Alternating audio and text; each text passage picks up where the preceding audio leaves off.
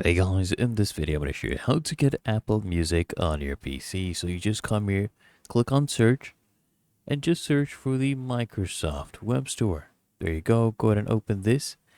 And basically, once we search it up, we will be able to get the app. Now you can also come here on your browser and search up Apple Music Microsoft Store and open this one. It's completely free.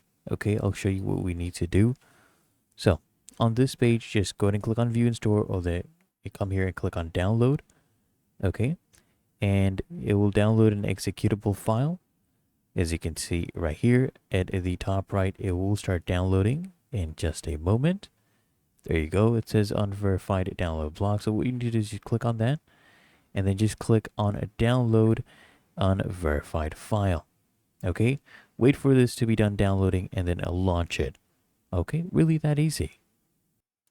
And once you have installed the app, just go ahead and sign in and you're done. Really that simple. Make sure you smash the like button and subscribe to frequently asked questions.